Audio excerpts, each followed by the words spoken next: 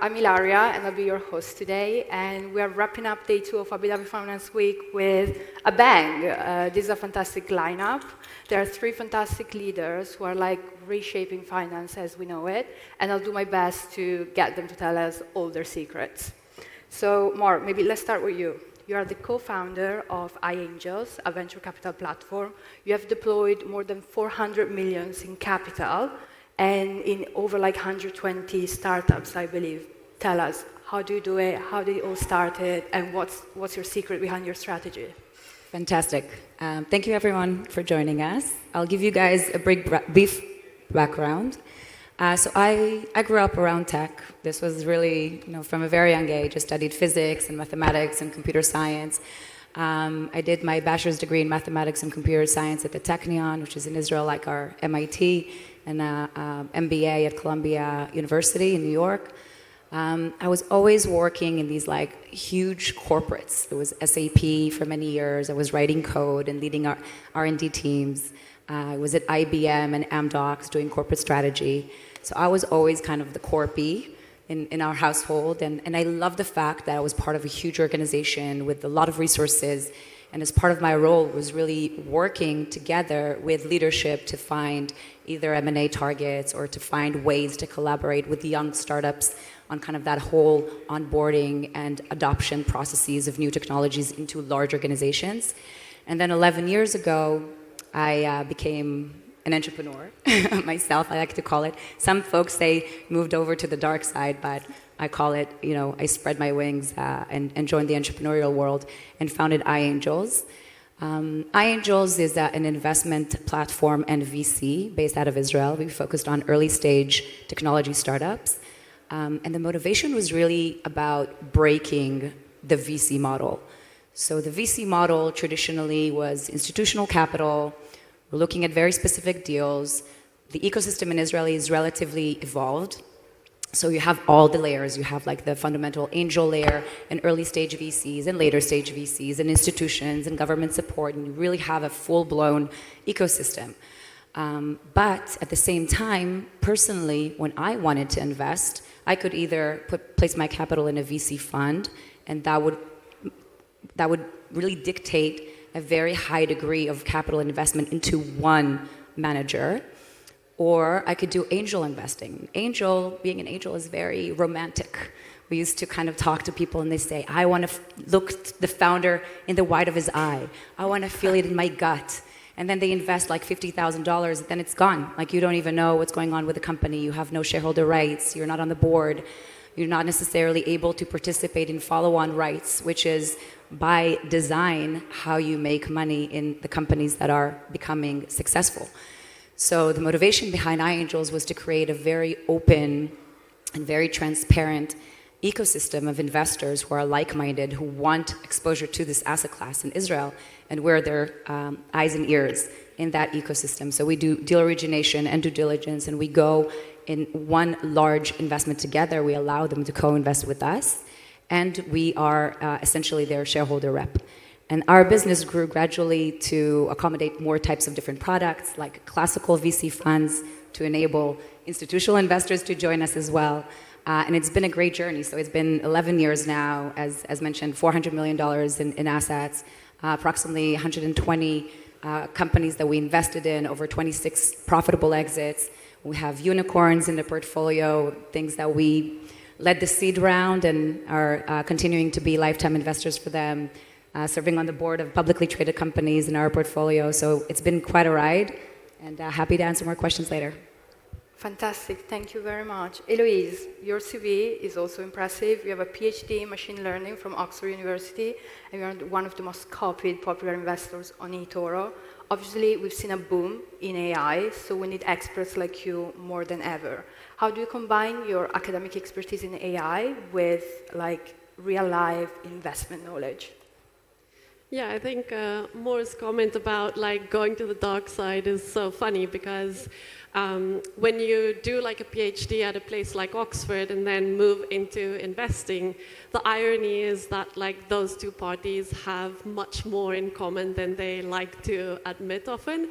And on the one side, it's this concept of if you are developing like novel knowledge, if you are pushing the boundaries of science, you have to do it in a way which is very, very systematic, very disciplined, and more importantly, which is replicable and scalable, because otherwise you can never sort of go back and do it again. And that translates beautifully into investing, because that's exactly what you want to do in investing as well. But then the flip side of that is, if you are in the space of novelty, I mean, I patented my first AI algorithm in 2013 when it wasn't as cool and sexy as it is now. Had to like justify to the board at Oxford why I was in the biomedical engineering department, and the real answer was the only person who would bet on my idea happens to be in that department. But what happens when you're in that space is that you get very, very comfortable with being uncomfortable and being in uncertain spaces. And that, again, translates very well to investing.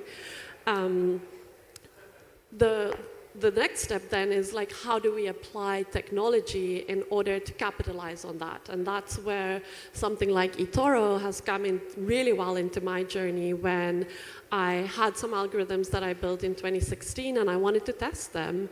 And this is where data or technology is really democratizing access to investing, allowing people into these spaces. Somebody like me being able to test what I was building in like a sort of more academic space, and allow other people to see that, allow other people to copy it, and building a successful portfolio from there. Fantastic, thank you. Diana, moving on to you. I think you're the person who experienced finance the most in every single like shape and form, from traditional finance to crypto, and you also were like head of innovation at HSBC. Could you tell us, as someone who's been on both sides of the fence, how do you think traditional finance and crypto are going to go moving forward? Are we seeing them converging or colliding?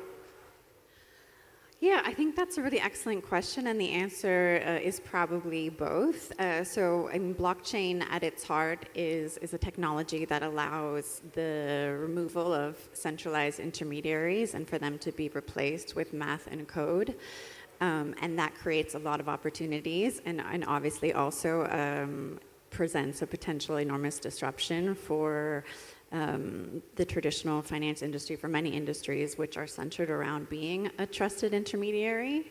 But I think similar as to how we saw the fintechs unbundling and then rebundling, that it will be very much a partnership, and we see a lot of opportunity for that in terms of the innovations that are happening. I mean, what we're focused on at 1KX is a lot of the open source protocols that can actually form a new open foundation on public blockchains, on top of which can be built with the business cases and all of the knowledge, the necessary regulation, and the infrastructure of traditional finance.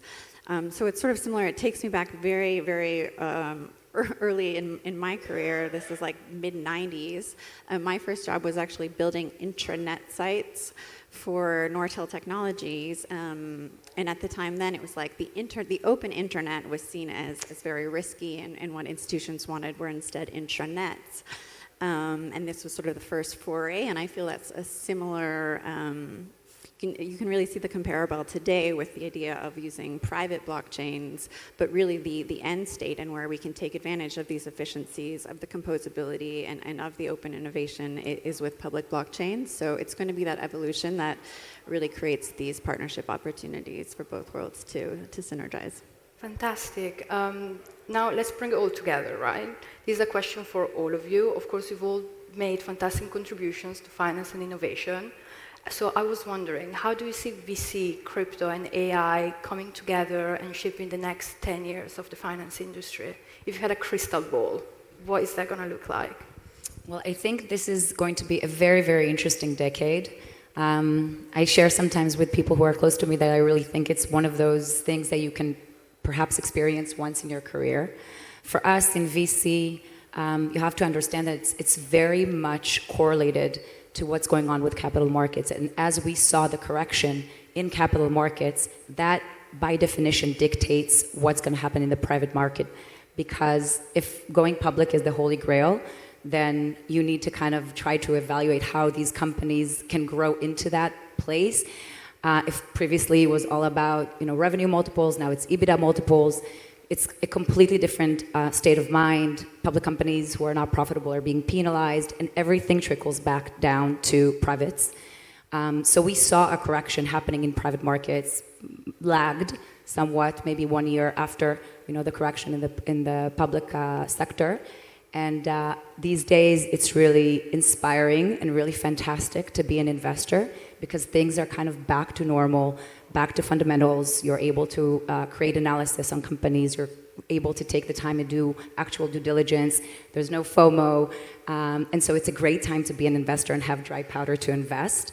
I see, and I want to jump onto the next point, I see entrepreneurs that are launching companies that they were perhaps never before able to create businesses around and scale them to in the same velocity, just in light of the fact that there weren't the right technological tools, and it chimes into kind of the whole AI models and how it creates the ability to develop technology much faster, make organizations much more efficient.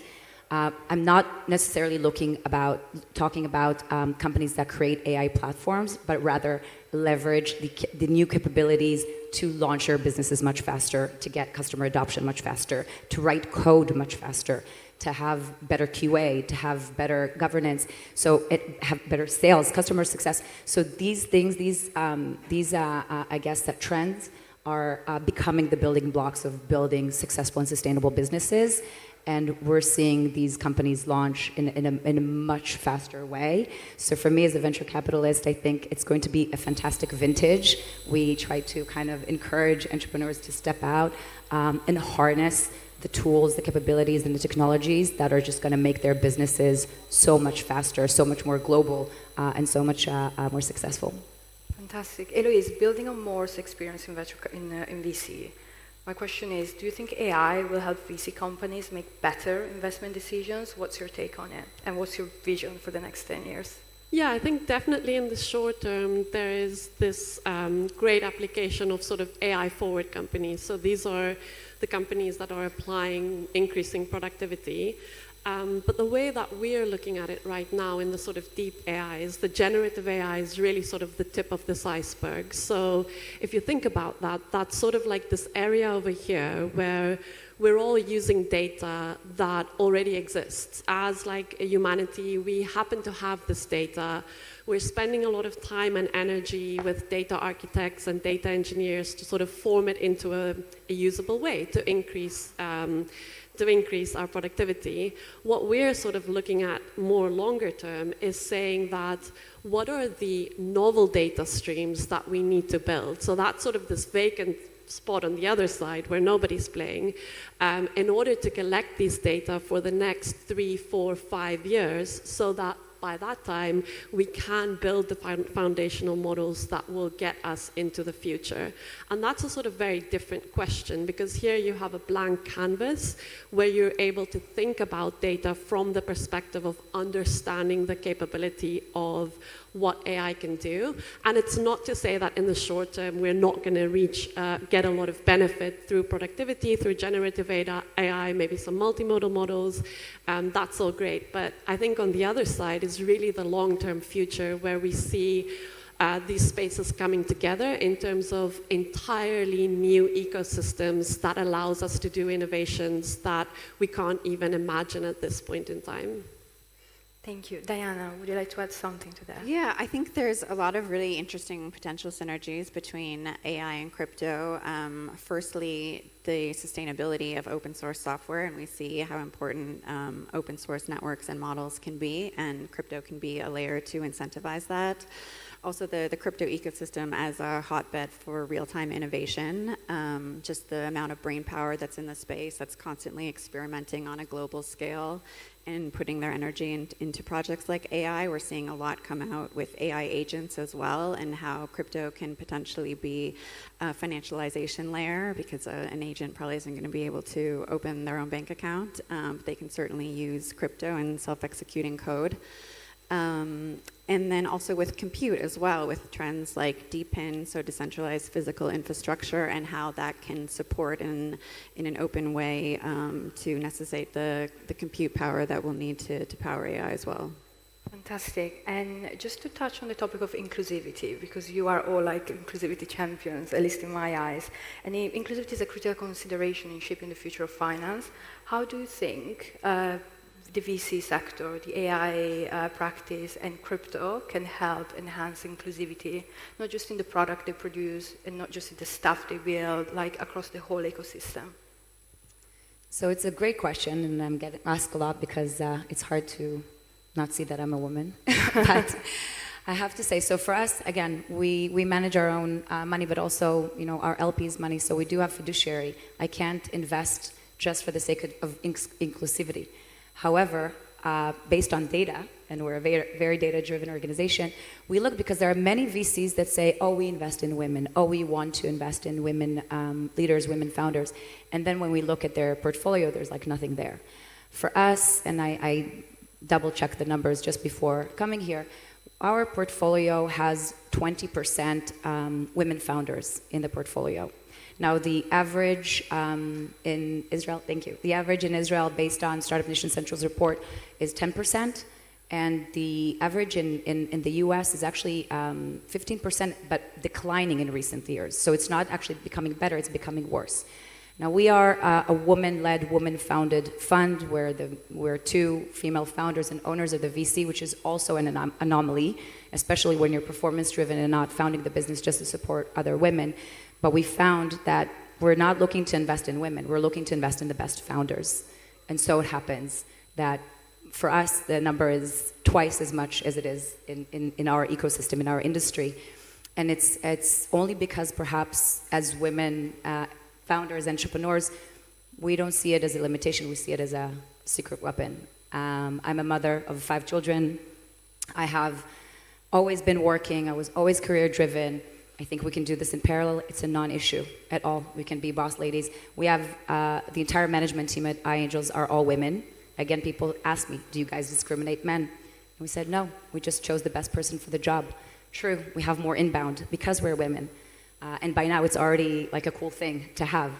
But I think, it's really our role as venture capitalists and as leaders in financial industry to pave way, to make this not the less walked-in path, but something that is really welcoming career women, successful women in academia, and that they know that they can do it all. They can do it all at the same time. It's really our job to shape this industry, and we make it a point to support as much as we can. And the best way is really to be active and to invest and to look for the best people and not think for 1 second that if it's a woman, she can't do the exact same thing as a man CEO would do. Thank you for that. Eloise, what's your view? Yeah, I mean, very much in the same way. I think teams are really important. And if we do talk about inclusivity in AI, the sort of buzz that everybody's talking about now is like the biases that we have in the data as well as in the models that we're building, and how do we hold ourselves accountable for making sure that we don't sort of perpetuate excluding different groups, the facial recognition, male, female, is sort of like the classic case, but that inclusivity really sort of extends. I mean, 10 years ago I was working in taking AI from like Europe to rural Africa, and in a lightweight manner, low resource setting. 10 years later, now we're actually bringing those models back because suddenly it's all restricted. We don't have enough resources to run the compute, so we're learning. So that sort of like cross-collaboration across cultures, across languages, across gender is so important to make sure that we can learn from each other, but also to transfer our knowledge between those different sectors. Because things I have learned from working in solar, I have taken to an ICU in Oxford. It doesn't make any sense, but it sort of brings a fresh perspective to an old problem. And by having that diversity in the teams and making sure that as leaders we are the examples of that, but also making sure that we sort of include a variety of people in the team is quite important. Diana, what about the crypto industry? Yeah, well, I would echo everything that's just said, that it's really not about needing to have quotas or specifics, but it's about finding the right people. But I think in that, it's really important to make sure that you're looking in all areas and not just what comes easily or naturally. And I think that can mean venturing outside of even within crypto-specific experience. Although, we have seen a lot of positive shifts. It's fantastic to go to crypto conferences now and see so many more women, and it really is just about hiring the best talent, and then also being a role model, a mentor, and supporting people and opening those doors for more to want to enter the space.